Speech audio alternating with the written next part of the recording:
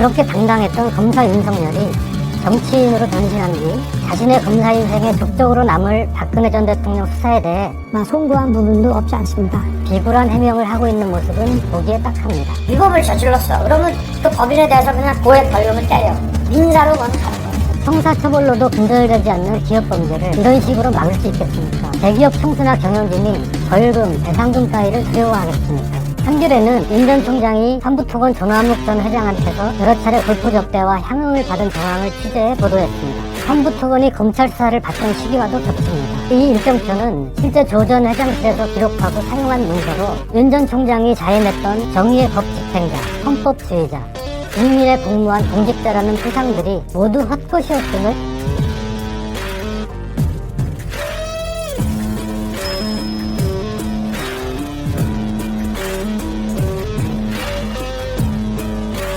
한겨레 논설의 박용현입니다. 이번 주에는 윤석열 전 검찰총장의 무리수 발언들이 쏟아져 나와 큰 논란이 벌어졌습니다. 정치인 윤석열의 자질과 역량을 드러내는 발언들이었습니다. 코로나가 초기에 이 대구에서 시작이 됐는데 이게 잡혔지. 대구가 아닌 다른 지역이었더라면 정말 질서 있는 그 처치나 진료가 안 되고 아마 밀란부터 일어났을 거다. 지역에서 배출한 대통령에 대한 그 수사 소추를 했던 것에 대해서 좀 비판적인 시각을 갖고 계시는 분에 대해서는 충분히 저는 이해하고 제 마음속으로도 송구한 부분도 없지 않습니다. 게임 같은 거 하나 개발하려고 그러면 한 주에 52시간이 아니라 주 120시간 일해야 된다는 거야. 한 2주 바짝 하고 그 다음에 노는 거지. 위법을 저질렀어. 그러면 거기에 어느 경영진이 관여됐는지를 고의를 입증하기 위한 그런 전방위적인 조사가 필요가 없어요. 그 법인에 대해서 그냥 고액 벌금을 때려. 그러면 주주들이 알아가지고 민사로 그건 가는 거예요. 저는 여기에서 세 가지 중대한 흠결을 보게 됩니다. 먼저 주 120시간 노동 발언부터 살펴보겠습니다. 나라를 이끌 지도자로 준비되지 않았음을 보여줍니다. 주 52시간제는 단순한 숫자가 아닙니다. 해마다 300명 가까운 노동자가 과로로 숨지고 연간 노동시간이 여전히 OECD 국가 중 선두권인 우리나라에서 주 52시간제는 누군가에게는 삶과 죽음의 문제입니다. 윤 전 총장은 게임 업체를 예로 들었는데요. 그리 오래지 않은 2016년 게임 업체 20대 노동자가 과로로 인한 급성 심근경색으로 사망한 사건이 있습니다. 발병 4주 전에는 주 78시간, 발병 7주 전에는 주 89시간을 일하는 등 불규칙하고 과도한 휴가 근무를 한 사실에 근거해 업무상 질병, 즉 산업재해로 인정됐습니다. 크런치 모드라고 불리는 소프트웨어 개발자들의 집중 장시간 노동은 여러 차례 사회적 문제로 부각됐던 악습입니다. 택배 노동자들의 과로 문제는 지금 당장의 사회적 이슈이기도 합니다. 이 같은 우리 사회의 과로 노동 실태, 노동 현장에 대한 기초적인 이해라도 있다면 120시간이라는 허황된 수치는 함부로 입에 올릴 수 없었을 것입니다. 무엇보다 법정 노동시간을 18년 만에 68시간제에서 주 52시간제로 낮춘 배경에는 많은 국민이 공유하는 일과 삶의 균형이라는 가치가 자리잡고 있습니다. 국가 경제를 위해, 회사를 위해, 가족 부양을 위해 밤낮 없이 기계처럼 일하라고 하는 산업화 시대의 국민 동원식 노동과는 이제 설 자리가 없습니다. 그런데 윤 전 총장의 인식은 그 시대에 머물러 있는 게 아닌가 싶습니다. 퇴행적 노동관입니다. 논란이 커지자 윤 전 총장은 이런 해명을 내놨습니다. 마치 제가 120시간씩 일하라 라고 했다는 식으로 이렇게 왜곡해서 한다는 말을 저도 들었습니다만 건 일거에 가치도 없는 얘기고요. 어떤 독재자가 일주일에 120시간을 갖다가 일을 하게 만들겠습니까? 누가 봐도 불가능한 이야기라면서 언론 인터뷰에서 그렇게 천연덕스럽게 이야기했다니 앞뒤가 맞지 않습니다. 24 곱하기 7하면 얼마야? 168이잖아. 주 120시간 일해야 된다. 그러고 한 2주 바짝 하고 그 다음에 노는 거지. 일일이 곱셈까지 해가며 120시간 이야기를 합니다. 근로자들이 근로조건을 선택할 수 있게 좀 해주면 되는 거 아니냐. 또 주 52시간제를 획일적으로 적용하고 있다고 하는데 이미 정부는 유연근로제, 특별근로제, 선택근로제 등 다양한 예외조처를 마련해 시행하고 있습니다. 국민의 삶에 지대한 영향을 미치는 정책에 대해 윤 전 총장이 제대로 숙고하지 않은 채 인상비평 수준의 발언을 가볍게 던지고 있다는 의구심을 지울 수 없습니다. 준비 부족의 한 단면을 드러낸 것입니다. 두 번째, 자기 부정입니다. 박근혜 전 대통령 수사 기소에 대해 윤 전 총장은 이번 대구 방문에서 검사로서 형사법을 기준으로 사건을 처리할 수밖에 없는 위치에서 일했던 것이라고 말했습니다. 박근혜 전 대통령 사건은 검찰이 검사 31명 등 150여 명으로 특별수사본부를 꾸려 검찰의 명운을 걸고 했던 수사입니다. 그런데 이제 와서 마지못해 수사를 했다는 식의 궁색한 모습을 보이고 있습니다. 마음속으로 송구한 부분도 없지 않다는 말까지 했습니다. 송구한 부분도 없지 않습니다. 네. 윤 전 총장은 박근혜 정부 당시 국정원 대선 개입 사건을 수사하다 좌천되는 등 수모를 겪기도 했습니다.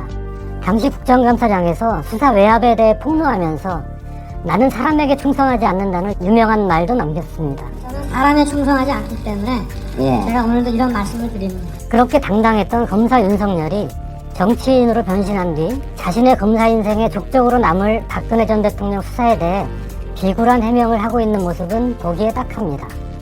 이준석 국민의힘 대표조차 니가 그강에 빠지지 마. 제발 그랬으면 하는 생각이었는데 본인의 검찰 공무원으로서의 수사나 이런 것에 조금 더 자신감을 가졌으면 좋겠다라는 생각을 합니다. 윤 전 총장이 기업 범죄와 관련해 경영진 형사처벌 면제 주장을 한 것도 자기 부정입니다.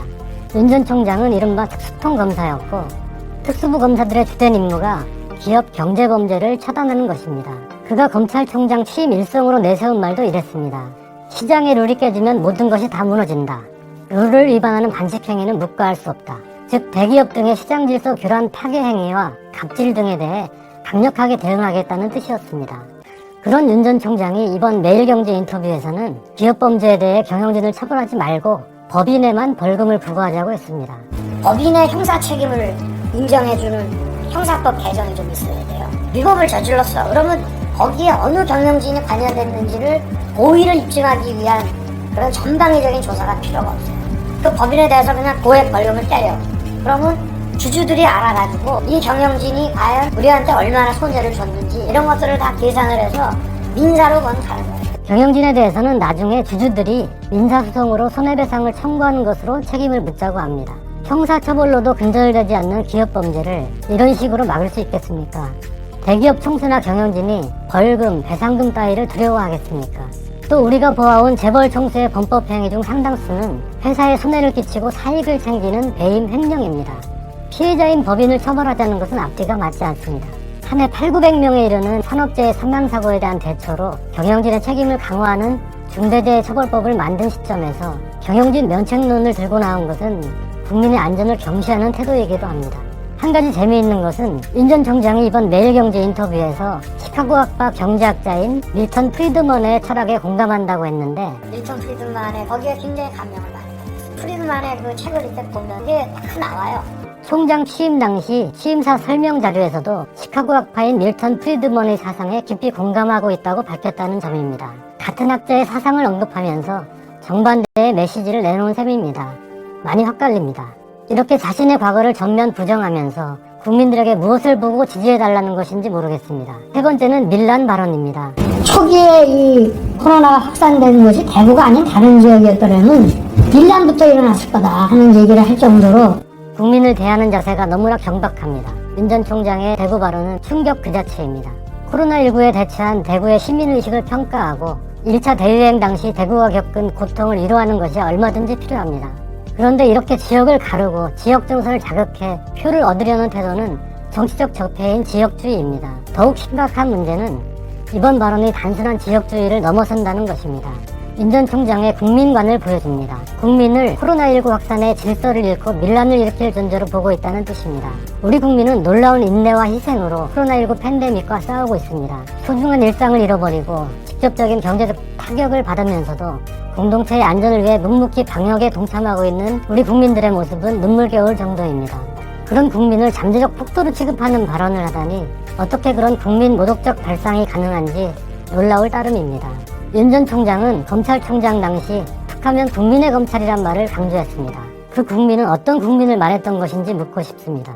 필요할 땐 국민이란 이름을 활용하지만 실제로는 국민을 섬기는 마음이 없는 정치적 위선자의 그림자가 보입니다. 국민을 수사 대상으로만 바라보는 비뚤어진 검사의 시각을 버리지 못하고 있는 것 아닌지도 의심됩니다. 윤 전 총장은 자신이 헌법주의자라는 말도 자주 했습니다. 그런데 헌법의 기둥을 하나만 남긴다면 주권자 국민입니다. 헌법주의자가 국민에 대해 저런 태도를 보이는 것은 이율 배반입니다. 밀란 발언에 대한 비판이 일었음에도 윤 전 총장은 아직도 제대로 해명이나 사과를 하지 않고 있습니다. 국민에 대한 예의가 없는 것이라고 봅니다. 자질과 역량 이외에도 윤 전 총장은 본인과 가족의 도덕성 검증에서 숱한 의혹에 휩싸여 있습니다. 이번 주만 해도 조남욱 전 삼부토건회장과의 부적절한 관계, 윤호진 전 용산세무서장 사건 개입 의혹 등 본인과 관련된 새로운 내용이 언론에 보도됐습니다. 한겨레는 윤 전 총장이 대검찰청 중앙수사부 이과장을 지내던 2011년 전후로 삼부토건 조남욱 전 회장한테서 여러 차례 골프 접대와 향응을 받은 정황을 취재해 보도했습니다. 삼부토건이 검찰 수사를 받던 시기와도 겹칩니다. 조 전 회장의 일정표 등을 근거로 한 보도인데요. 윤 전 총장 쪽은 출처를 알 수 없는 일정표라 하며 의혹을 부인했습니다. 하지만 이 일정표는 실제 조 전 회장실에서 기록하고 사용한 문서로 기록에 등장하는 조 전 회장의 공식 일정은 대부분 실제로 진행된 것으로 나타났습니다. 윤호진 전 용산 세무서장 사건은 논설에서도 다룬 바 있고 많은 시청자분들이 아실 겁니다.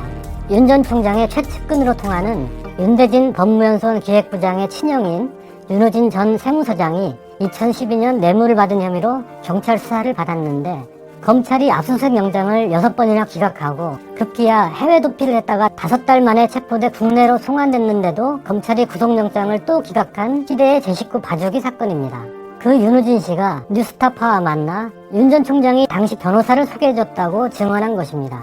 윤석열 선배가 소개해서 전화드렸다고 그 얘기 기억이 나시는 거예요? 그건 기억이 나요. 지가 보냈다고 안 했어요? 나중에? 안 했다니까요. 끝까지. 네, 끝까지. 그래서 지금 계속 이 문제가 커진 거예요. 현재 이 사건에 대한 검찰의 재수사가 진행 중입니다. 검사가 피의자에게 변호사를 소개하는 건 변호사법 위반에 해당하는 범죄인 만큼 이 부분도 수사를 통해 명확히 규명돼야 할 대목입니다.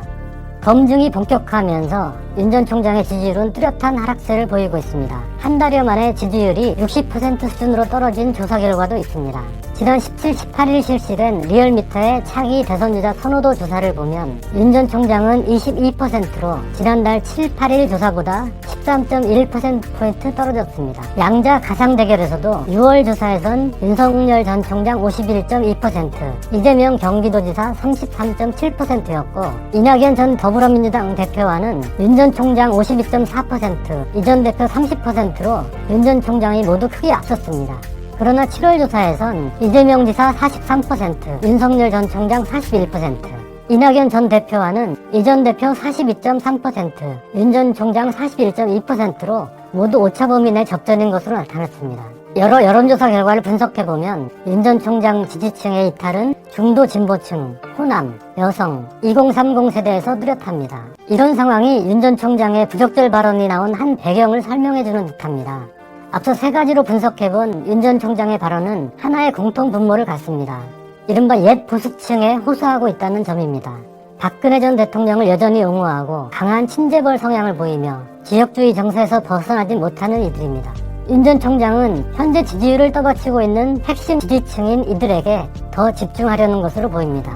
이것이 지지율 하락을 막거나 둔화시키는 데는 효과가 있을지 모르지만 지지율 반등이나 외연 확장에는 장애가 될 것입니다. 계륵 같은 상황이 되겠죠. 야당의 대선 후보 진출을 가로막는, 앞에 속도는 안 내고 계속 추월 못하게 막고 있는 그런 짐차, 화물차 같은 느낌. 이런 상황이 윤 전 총장이 어쩔 수 없이 빠진 딜레마인지 아니면 그의 인물 됨됨이와 가치 지향에 따른 필연적 경로인지는 아직 확언하기 어렵습니다. 전자라면 국민 앞에 더 솔직해지고 새로운 전략으로 비전을 담금질하면서 타개해야 할 텐데 지금까지 드러난 한계를 극복하기가 쉽지는 않아 보입니다. 만약 후자라면 윤 전 총장이 자임했던 정의의 법 집행자, 헌법주의자, 국민의 복무한 공직자라는 표상들이 모두 헛것이